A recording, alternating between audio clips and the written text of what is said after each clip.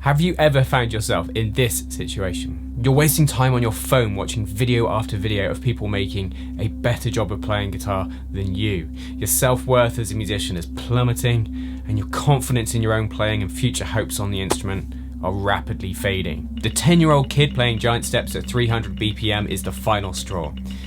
Either we find some videos of some really lousy guitar playing to make ourselves feel better, or we deal with our envy and reframe how we think about our self-worth as guitar players in 2023. Today's video is about three things: comparison and goals.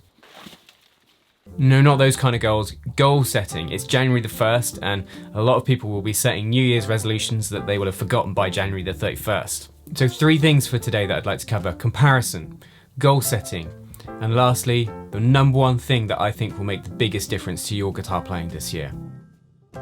Comparison is rarely a positive or inspiring thing for us guitar players. Comparison can lead us to think, I should be better at this by now, or they've been playing less time than me, how come they're better? And for me, the chief problem with comparison is that it sets up this big goal, this big far off distance goal of one day I will be the guitar player I want to be.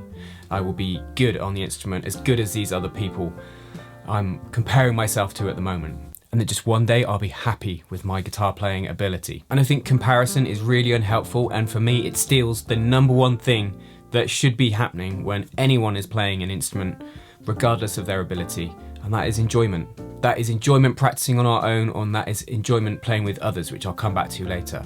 Now that far off big goal, I think it might be a mirage in the distance. And for me, the problem with thinking one day I'll be happy with my playing, or when I reach this stage, I'll be satisfied, I'll be happy.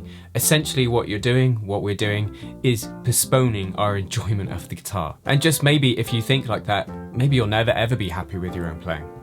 Maybe you'll never quite reach that big goal, you'll fall just short, or worse, give up.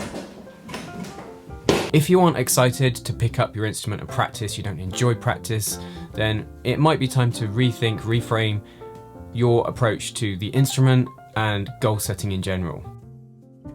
One mentality shift that I think can really help is breaking things down into much smaller goals. Lots of little wins along the way is much more satisfying than that big far off distance goal that you might never hit. And what those little goals are will differ from person to person based on what they need for their skills as a musician, and also the way that they learn. And I think people's goals on the instrument have been really muddied by the fact we're in this information age. On a daily basis, we're made aware of things we haven't yet practiced, songs we haven't yet learnt, skills we haven't yet mastered. This can be an inspiring thing, where it's like, oh, I want to do that, I want to do that, or it can be really demoralizing, like, oh, there's so much to learn, you know, I'm never going to get anywhere with this. And this is where I see a lot of guitar players in the information age. They are stretched, they are distracted, and they end up with lots of half-baked ideas that they can't apply. For me, practice will be enjoyable when I'm clear what I'm working on, but I've never had that mentality of, by this date, I'm going to be good at the guitar, I want to be this good at the guitar. For me, it's always been a process. And the idea of the journey versus the destination is a great analogy when it comes to developing as a musician. Are you an are we there yet person, or do you enjoy the journey? For me, it's always been a journey right from the moment I started playing guitar. It's been a journey of being absorbed in music and gradually chipping away at improving at it. So many of the greats, when they got to old age, they still had that thirst for learning, the beginner's mindset, if you like, which I find really inspiring. I think the key thing with jazz is really this idea you can never really master it. It's a creative endeavor. There's always ways to learn to play over a new standard, new concepts to learn, musicians you've not yet learned from, and so forth.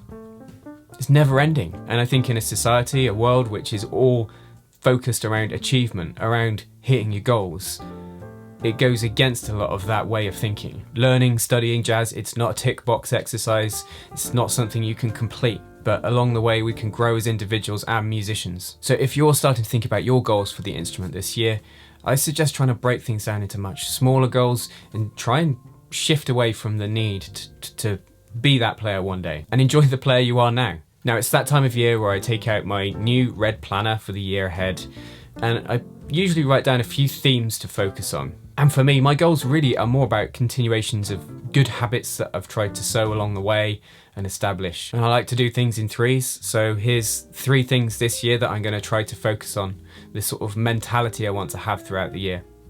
Number one is tackling less, but doing it well and being able to apply it in a gig situation. Number two is in a gig situation, focusing on shutting off my analytical mind and just playing in the moment and taking more risks. Number three, and I think everyone's practice should involve standards. For me, it's just continuing to build on the ones I know and acquire a few new ones this year too. Now on to my number one tip for improving as a guitar player.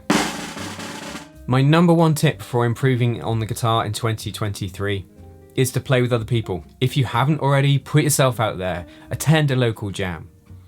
Search for local musicians to play with. It's such an inspiring experience, and you make great friends along the way, and I think it just pushes all the important musicianship skills, playing in time, developing repertoire, listening, and so forth. There's so much that you get from it. This brings me to say thank you for watching till the end of the video.